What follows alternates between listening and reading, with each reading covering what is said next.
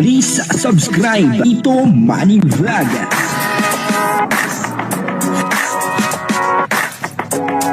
Payagan po si Tito Manny Vlog na mag-reactor para pambiling gamot sa kanya pong karamdaman.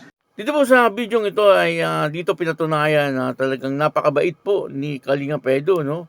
At sinabi rin po sa video ito na si Kalinga Pedro ay isa sa mga active sa pagcha-charity.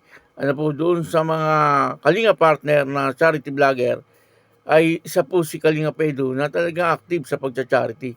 At nakikita naman po natin yan na hanggang sa ngayon ay talagang ang mga content ni Kalinga Pedro ay tungkol po sa paglingap sa mahihirap. Ayun po ang maganda kay Kalinga Pedro.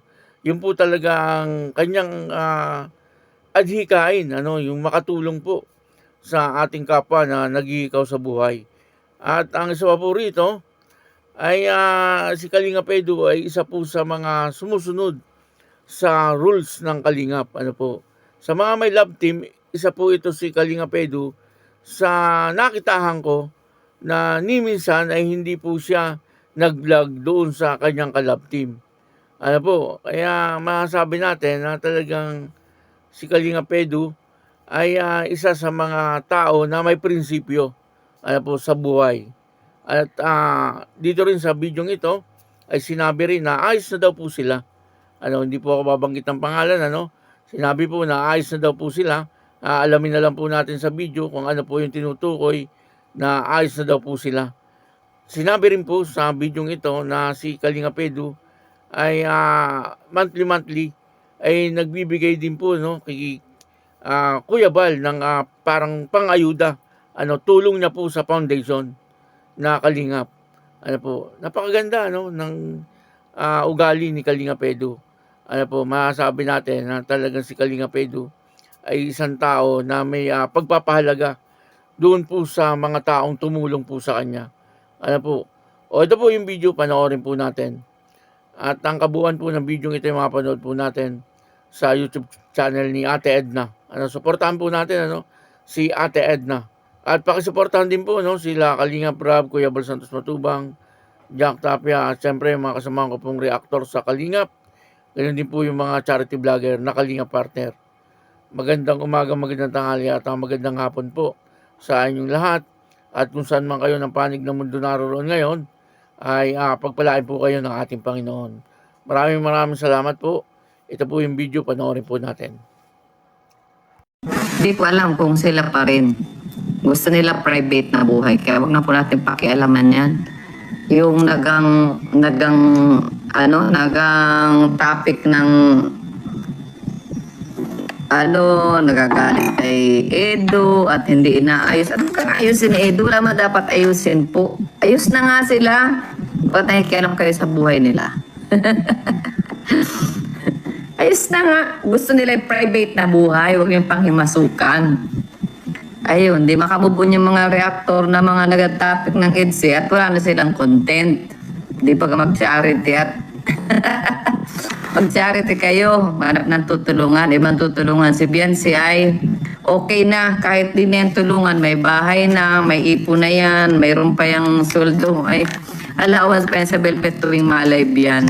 So kaya na niya ang buhay niya, di ba? Baka nakalimot na kayo ng tamang purpose kung bakit may Kalingap. Makalimot na kayo. At di kayo makamove on. Pag-aawayan pa ninyo si tawag doon, pati yung magulang ni Edo nadadamay, wala mang kamalay-malay, gawa ng mga bashers, gawa ng mga topic ninyo, kada topic ng mga reactor. Sisisihin si Edo, di daw inaasikaso. Ano asikasuhin ni Edo? Wala naman dapat asikasuhin doon. Bakit may kontrata ba sila? Wala man yung kontrata. Di ba alam, magka-chat yan dalawa. Kayo mga dagang topic ng EDSI, mga reactor na mga mga vlogger na mga nagang EDSI. Kayo ang tumigil para wala nang tumigil para wala nang ingay. Diba? At tuloy nababa si Edo. Pati yung magulang ni Edo, wala mang kamalay-malay, nababash. Nagang live kayo ng pinapahamak niyo si Edo. Kabait-bait ng tao. Wala mang ginagawang masama sa inyo. Siya lang ang isa sa mga legit na naglilingap talaga. Guys, panoorin niyo ang mga vlog ni Edo. Kalingap Edo. Pwede pinagang subo si Edo sa basher. Pinagang sisi sa live. Edo, ayusin mo. Hindi ka na-move. Dapat ang lalaki ang mag-move. Di mo alam kung nag-move yan. Kaya gusto nga nila ay private na buhay. Kayo ang mag-ayos. Yung mga vlogger na nagang topic ng nagang paano kay Edo. Kayo ang tumigil na. Hindi kayo makamove on at wala na kayong content. Mag-charity kayo para may content kayo. Tapos na yung kay Beyonce. Si Beyonce ay may bahay na. Mayaman na si Beyonce. May bahay na. Nag-aaral. Second year na. May ipon na yan. O ano pa, lumayas na kayo dyan. Ayaw na nga sa inyo. Ayaw na nga magpa-vlog. Bablog pa ninyo, pagpapara. Tapos pag-aawayan ninyo, magagalit kay Edo. Si Edo, move on na. Sige, ang tulong. Yun bag ang kalingap. Ang kalingap, magtulong, maglingap. Yan, hindi makamove on at wala silang content. Walang kita. Yan, mag-charity kayo. Kaya kayo nagpunta rito para mag-charity. Kaya nagkalinga para mag-charity. Tapos na yung charity kay Beyonce. Ayaw nang magpa-vlog ng bata. Lubayan na. Lubayan na para yan tuloy. Nagang sagot na si Beyonce sa comment. Nagang comment. Nasama na tuloy ang ugali.